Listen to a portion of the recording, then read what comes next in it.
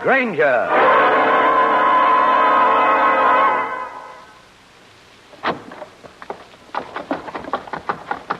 He saw me. Let's find a policeman quickly. Hey there. Oh, What? I'm sorry. Oh, mister, please help me. I've got to get to a policeman. And before we do anything, we better move into that doorway. Out of this rain. Come on. But, mister... Come on. Now, what happened? Fight with the husband? Oh, no. It's the man. What? He saw me. He's going to kill me. What man? Where? A big man. He was wearing a gray hat. He was right behind me. You're wrong, baby. There's nobody behind you. Take a look. But I saw him, I tell you. You were running towards me and nearly knocked me over. You may take my word for it, little lady, there was no one behind you. But he was after me. I know he was. You know this man in the gray hat? No. Then why would he chase you on a rainy night? Because I saw him commit murder. This is Steve Granger, private detective, with a story about a rainy night which was the setting for violent death, and which, just incidentally, almost had me labeled by my friends in the police department as nuts. In just a moment, I'll take you back to one of my most interesting cases.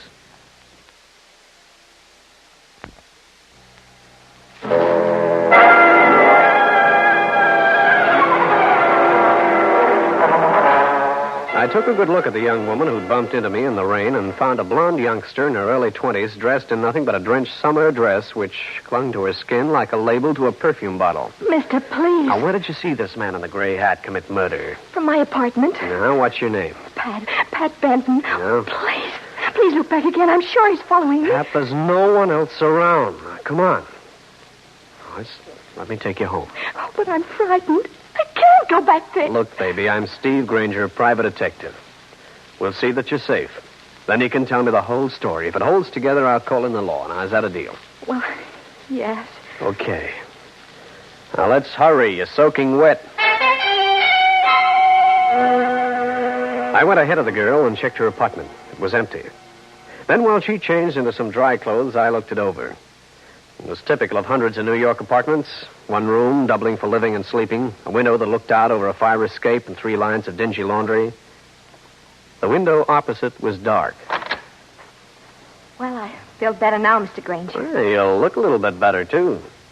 Now, suppose you tell me how you happened to witness a murder. Well, it was just a little while ago. You see, when I've got nothing to do at night, I sit by the window and look out over the court. You look into other tenants' windows? Oh, it's a harmless diversion, and you'd be surprised what you see. I can imagine. Go on. My room was dark. I turned off my lights. There was a man in a chair by the window just opposite. That one? The one that's dark? Yeah. He was reading. Then he got up and went to the door and opened it. A man and a woman came in. This was the man in the gray hat? Yeah. Can you describe the woman? She was wearing a blue dress and a white stole. It looked like it was made out of linen or something. You see her face? No. And they just walked in and killed this man. Was that it? Oh, no. It wasn't like that at all. They seemed to be very good friends. The man had been sitting by the window mixing drinks, and as they talked, the woman sat opposite him. Did it look like they were having an argument? Oh, no. Suddenly, the man in the gray hat moved around to the back of the other man's chair. The woman looked up at him and nodded her head. That's when I saw the knife. All right, go on. He plunged it into the man's back. Mr. Granger, it was awful. I've never seen anything like that before. How did the killer happen to see you? Well, I was leaning out of my window. The lights in the apartment up above were turned on, and they shone right down on me. I screamed, and the man in the gray hat looked across, and he saw me. You sure about all this? Of course. I moved away from the window. I went over and picked up the telephone. You were going to call the police, is that it? Yes, but there was a knock on the door. I had a terrible feeling it was the man in the gray hat. He knew I was a witness to what had taken place. You didn't call? I was afraid he'd hear me and break the door down. I waited. He tried the door. Then I heard scratching, like he was trying a key in the lock. You keep saying he. How did you know it was a man? After a few minutes had passed, I went over and opened my door. I saw him standing at the end of the hall. It was the man in the gray hat.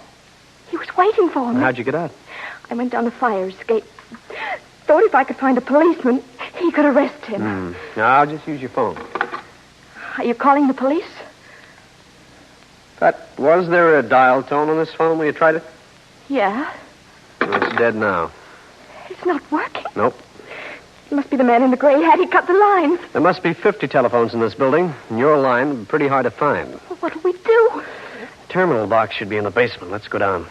See if your line's been disconnected. But I'm I'm afraid. He's come back. He knows I'm here. What'll we do? You get in the kitchen. I'll answer it. All right, but I'm so frightened. Don't make a sound. Yeah? Oh, I beg your pardon. I was looking for a young woman. I'm sorry, there's no young woman here. Yeah, I must have got the wrong apartment number. What's the young woman's name? It doesn't matter. I have her phone number. I'll call her and get the correct address. Good night. Okay, he's gone. Was it him? The man wearing the gray hat? No, this was a heavy-set filler, about 45. Had on a brown suit. That's the man. Oh, Mr. Granger, I'm afraid. Okay, lock the window. And when I leave, lock the door. Oh, no. I'm afraid to stay here alone. I can't. Okay, Miss Benton. Then you better come along with me.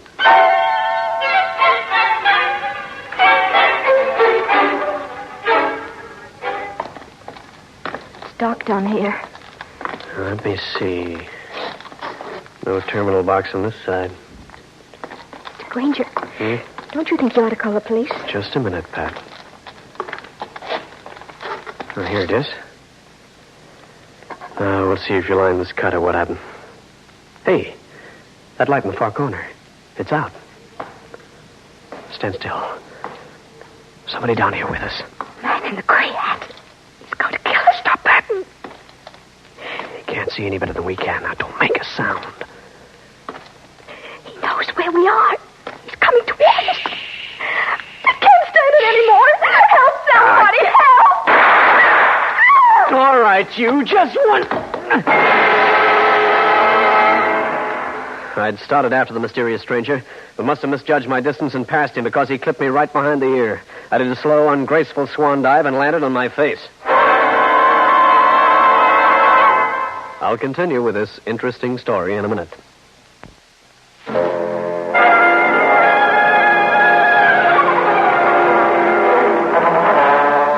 I came to in the basement of Pat Benton's apartment house. Groaning, I got to my feet and found the light switch. A dim glow flooded the basement with a bilious yellow light. Pat Benton had disappeared. This was the door to the girl's apartment. I listened to the panel, hoping for some sound. There was none. Inside, I flipped the light switch.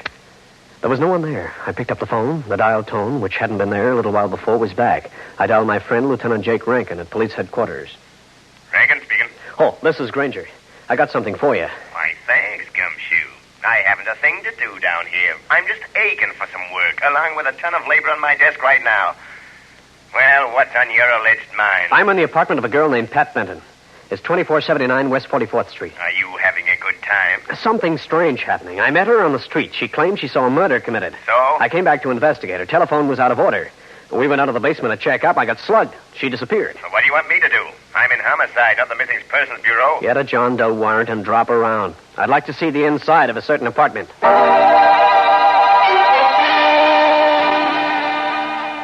Okay, so you went downstairs to check the telephone. You got hit. You woke up. The girl was gone. She was sitting right here by this window. She claimed she saw a man stabbed by another man wearing a gray hat.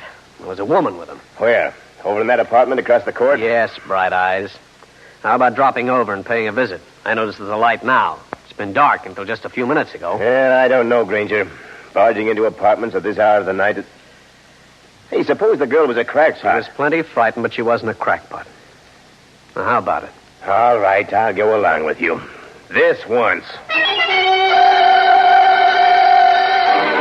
So this must be it. Let's see. This is funny. Name on the plate says Hannah Rosalie. The Benton girl gave me the impression that a man lived in this apartment. So what? Well, let's take a chance anyway. With shots in the basement, you'd have a legitimate reason to ask questions. Right. Somebody's home, all right. Can hear him rustling around. Who's there? Police department. Police? What's wrong? I'm Lieutenant Rankin, ma'am. We got a report there'd been some shots fired in this building. Shot? Yes. Have you heard anything? No, not a thing. How long have you been home? Why, I just got in a little while ago. Would you like to come in and look around? In case you think I've been indulging in a little target practice. Well, Miss Rosalie, Maybe we ought to look down in that areaway, Lieutenant. Might spot something. Yeah, you're right. By all means, come in. Look all you like. You'll find I'm a very law-abiding person. I'll just open this window for a second, miss. See anything? No, not a thing. It's too dark. Well, you finished? Yeah? Thank you, Miss Rosalie, and we're sorry about the intrusion. Oh, don't mention it, Lieutenant. Good night. Night. Granger, are you sure you're not dreaming all this up? Nope. Why the gag about the window? Wanted to check the chairs the Benton girl told me about. And? It would be possible for a man to do exactly as she said. I used the window routine to check the chairs for bloodstains. There were none. No, and I didn't see any dead bodies either. They could have disposed of the body. Could have been hidden in a closet. Granger, Hannah Rosie lives in that apartment, alone. Why would a man be sitting there? There was a man there sometime tonight. What? The ashtray next to the chair where Pat Benton claimed she saw the man was loaded with ashes from a pipe. Well, that doesn't mean a thing. She could have had a male visitor earlier. Uh-huh. Now, look, Gumshoe. I'm leaving this to you. Give me a description of the Benton girl. I'll turn at headquarters. Okay. I got another idea, too. Got your car here? Parked to the curb. Why? Think we're being watched? Where? Who? The watcher wouldn't be that obvious.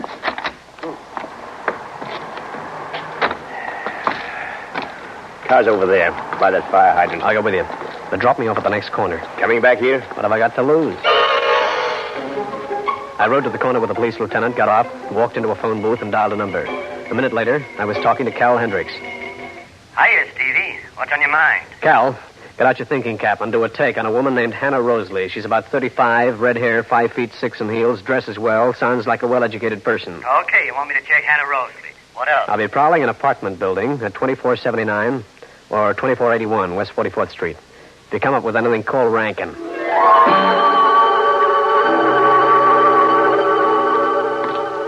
I moved out of the drugstore from where I'd phoned the newspaperman and back towards 2481 West 44th, block away. Close to the building, I got a break. The man scurried out of 2479 and went next door to 2481, and I recognized him. It was the man who'd been looking for Pat Benton when I answered the door of her apartment. This was interesting. 2479 was Pat Benton's building. 2481 was the building in which Hannah Rosalie had her apartment. The one where Pat saw a murder committed. It looked to me that the tale for the man in the gray hat was in order. In just a minute, I'll bring you the climax of the case.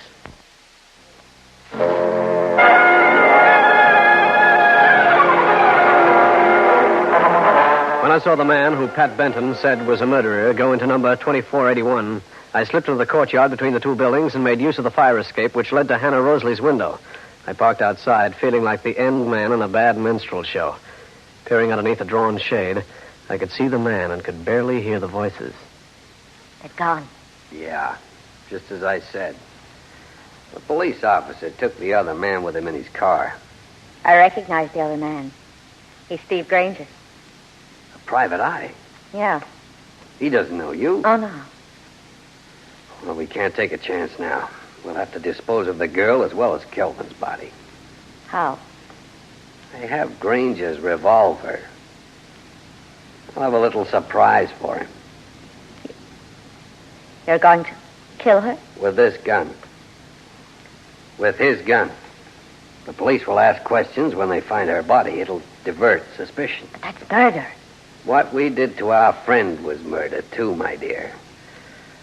I was very careful to carry Granger's gun in my handkerchief. The only prints will be his. Very smart, Will. Now, you go over to the girl's apartment. Pack her clothes in that old suitcase. I'll sink it in Long Island Sound after I dispose of her. Where are you going now? To get the car. Then I'll get the girl out of the basement. Will, wait. Wouldn't it be better just to have the girl disappear? Look, baby, I'll do it my way, and don't you ever forget that.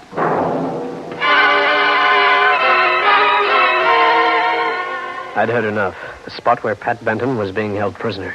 It took 2 minutes to get over to 2479 and down the steps to the cellar.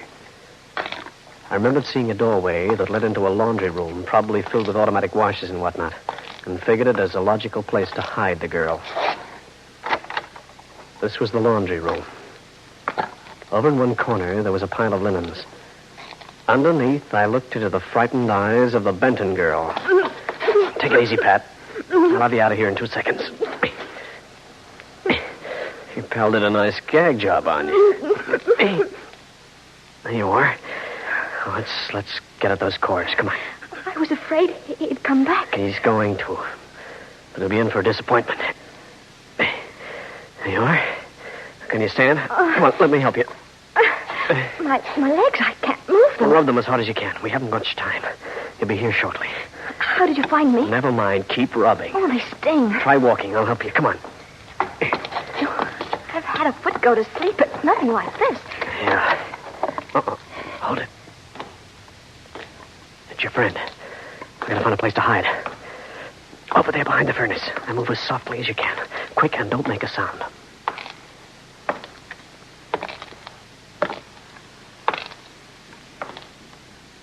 He's gone past. When he finds out you've gone, he'll look around the laundry room first. Is there a back way out of here? Yes, over there. A door that leads up to the street. Come on. Watch in back of us while I get this door open. You see anything? He's still in the laundry room. Good. Now, hurry up. And if he sees us, you run while I distract him. Grab a taxi and go to police headquarters. Tell Lieutenant Rankin what's happened. All right. Go on ahead of me. Turn around. He's turned around. He's seen us. Yeah. Right, come on. Let's move, girlie, fast. Where? The police? No. First to my apartment.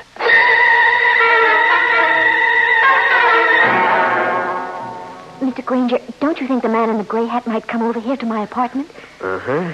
That reminds me. A gun? That's right. This trip will take no chances. And I want to make a phone call.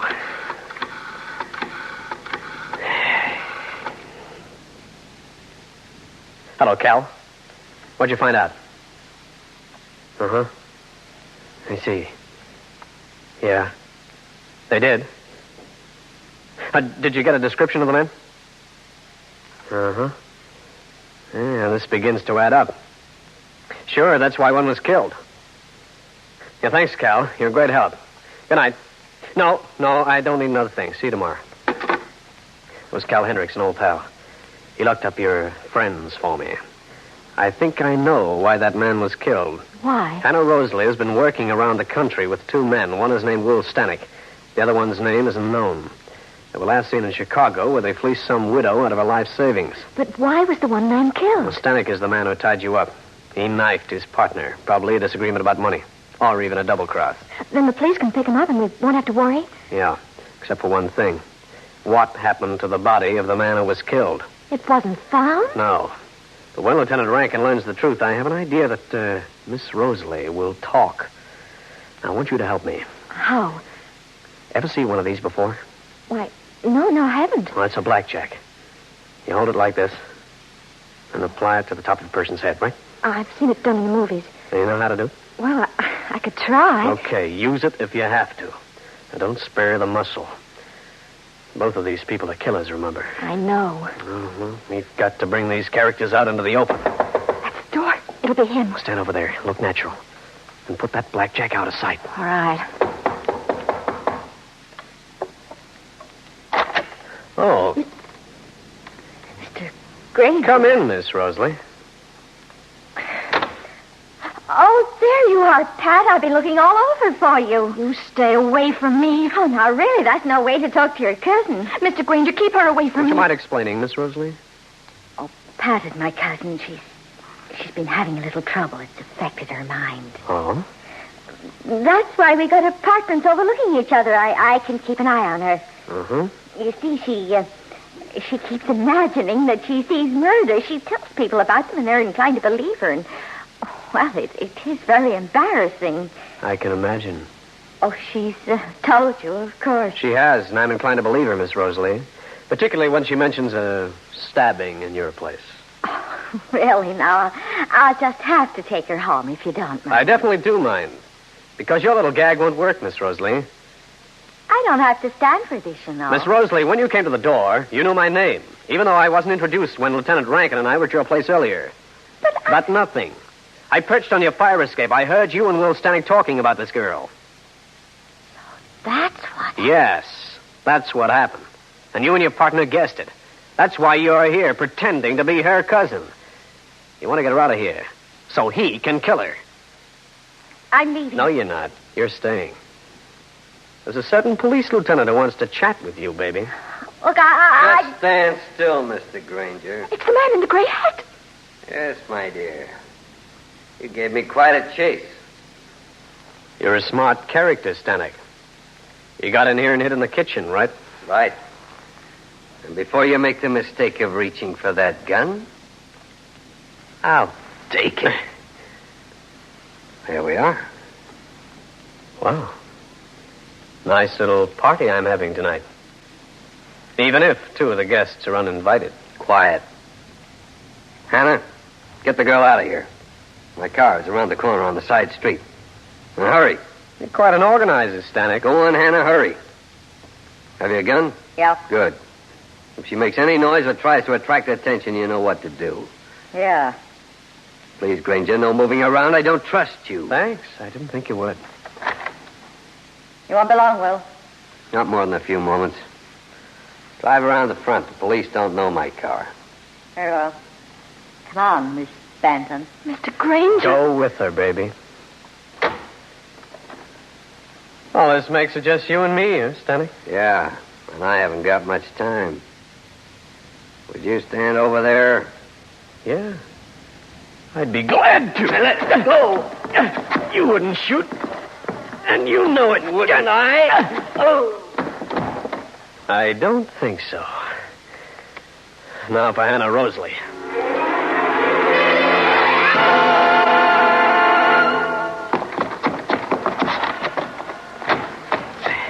Okay, Miss Rosalie, up with it. Hey, what goes? I think you'll find that Miss Rosalie is indisposed, Mr. Granger. What? The blackjack. You know. As you suggested, I hit her over the head.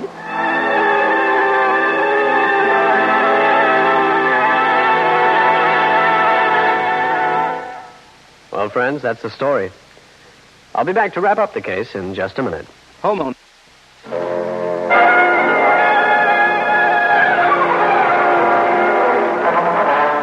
About the time we got Hannah Rosalie and Will Stanek tied up, Lieutenant Rankin showed. Indications were that both of them would go up on murder raps for the killing of their unnamed partner. Rankin phoned for transportation, after which we went downstairs once more. Just want to see in what name this car's registered. I think you'll find it quite legal, Lieutenant. Oh, you do you? I guess you're right. It belongs to Will Stanek, all right. You know, Granger, you did a good job. Oh, I better thank Miss Benton here. She did most of the work, including the spotting of the murder. Holy smoke! I forgot. Forgot what? The body. We haven't got a corpus delicti. We haven't? Well, just come with me, Lieutenant.